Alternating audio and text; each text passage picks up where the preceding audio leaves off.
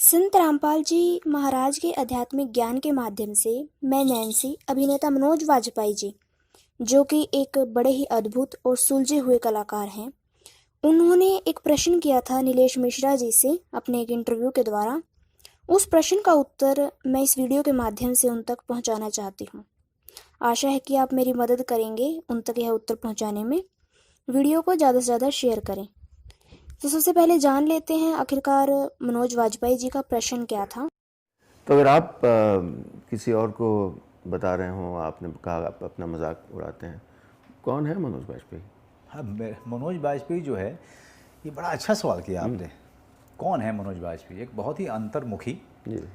और जो जीवन मृत्यु के रहस्य को समझने में आज भी लगा हुआ है। अच्छा। बड़ा अजीब लगेगा आपको, लेकिन ये मेरी खोज शुरू हुई थी बचपन से और आज तक चल रही है। ये जीवन मृत्यु का चक्र क्या है। अच्छा जी। और जब भी मैं किसी से बात करता हूँ तो ऐसा कोई भारी बात नहीं कर रहा हूँ। ये सवाल मेरे अंदर में 8 साल की उम्र में भी था, जब मैंने पहली बार अपनी क्या था सवाल? चाची को मरते को जब पहली बार किसी को मरते हुए देखा, किसी की डेथ देखी, और जो मैं हिला, उसके बाद से जो खोज शुरू हुई, तलाश शुरू हुई अंदर में कि जीवन मृत्यु का ये चक्र है क्या। अगर ये जीवन के बाद मृत्यु ही है तो फिर जीवन क्यों है। जी। तो ये मनोज वाजपेयी वही है। उन्होंने बड़ा ही अच्छा प्रश्न किया है। यह प्रश्न न सिर्फ मनोज वाजपेयी जी के दिमाग में है, बल्कि इस संसार के हर जीवित प्राणी के दिमाग में यह प्रश्न कहीं ना कहीं मौजूद है। और हर व्यक्ति यह जानना चाहता है कि वह इस संसार में किस कारण से आया है, उसका क्या मूल उद्देश्य है। जन्म मृत्यु के इस रहस्य को हर कोई जानना चाहता है। इस प्रश्न का उत्तर संत रामपाल जी ने बड़े ही सरल ढंग से और बड़ी ही सरल भाषा में हम तक पहुंचाने की कोशिश की है। इस प्रश्न का उत्तर हम संत रामपाल जी के अमृत वचनों के माध्यम से आप तक पहुंचाने की कोशिश करेंगे। देखिए इसका उत्तर।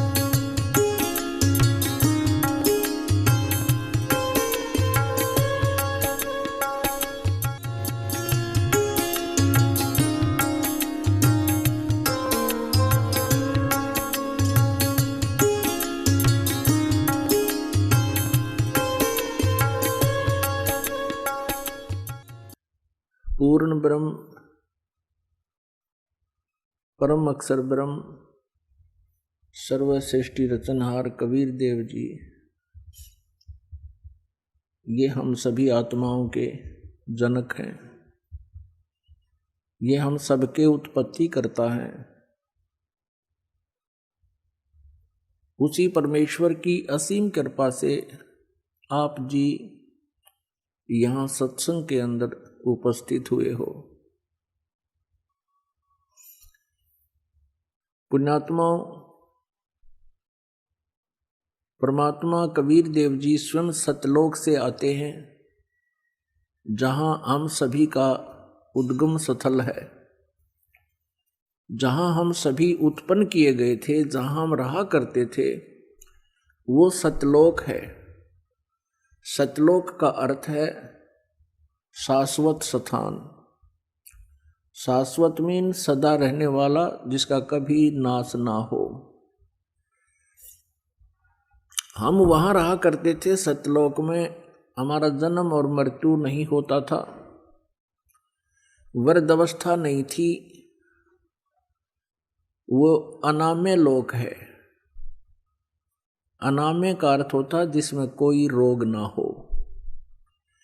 एक अनामी लोक है, वो अलग है। अनाम्य का अर्थ होता जिसमें कोई रोग ना हो। हम उस लोक में रहा करते थे,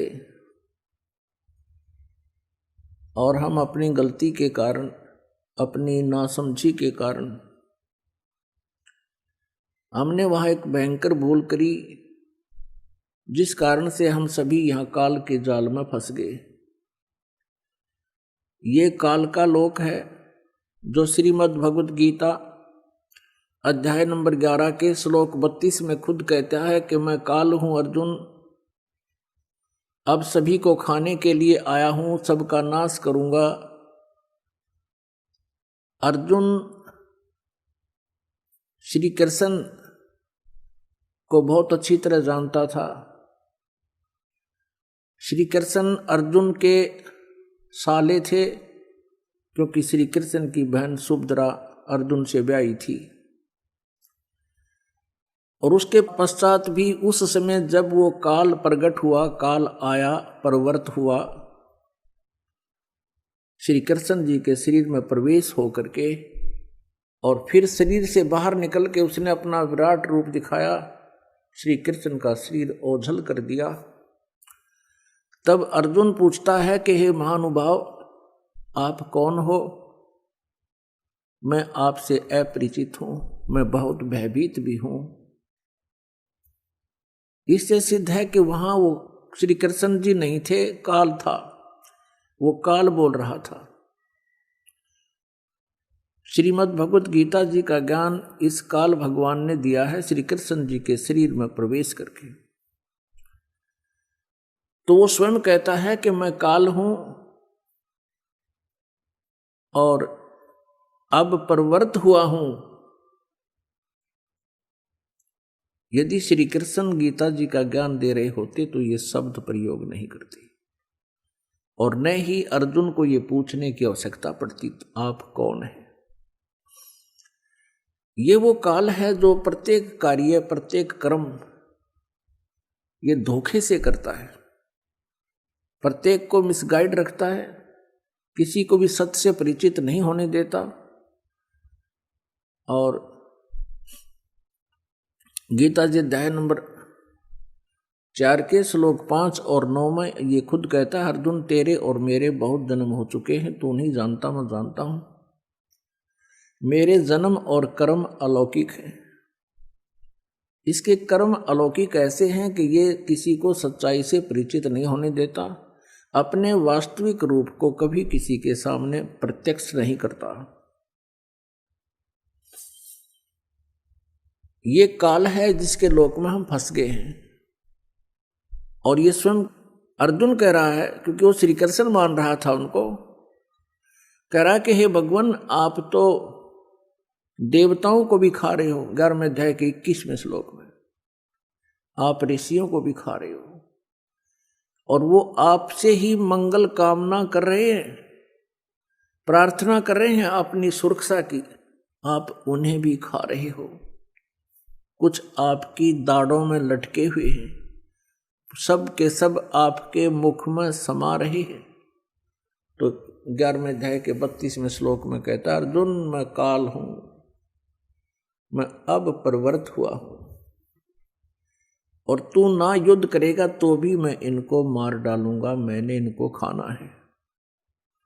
तो ये लोक इस काल का है और यहां जन्म और मृत्यु कंपलसरी है,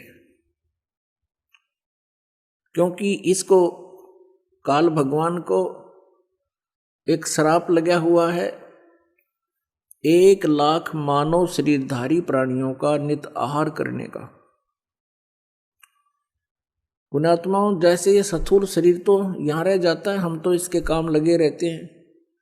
कोई जमीन में गाड़ देता है, कोई सभा कर देता है, संस्कार कर देता है, जला देता है, कोई जल प्रवाह कर देता है, कोई वैसे जंगल में डाल देता है।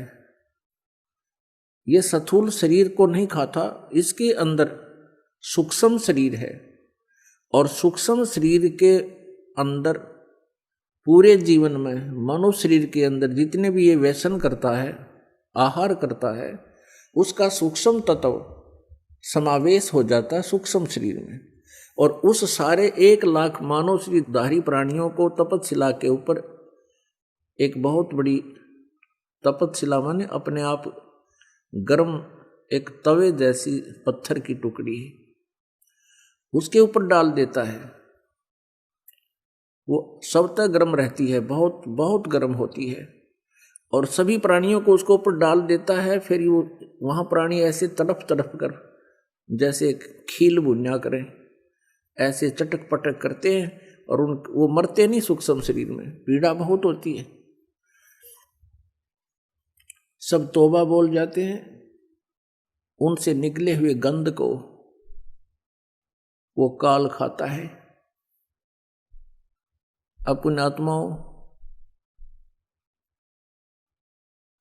जिसका उद्देश्य ही यहाँ खाना है, मारना है, और इसीलिए जन्म और मृत्यु यहाँ कंपलसरी है, तो ऐसे लोक में हम रह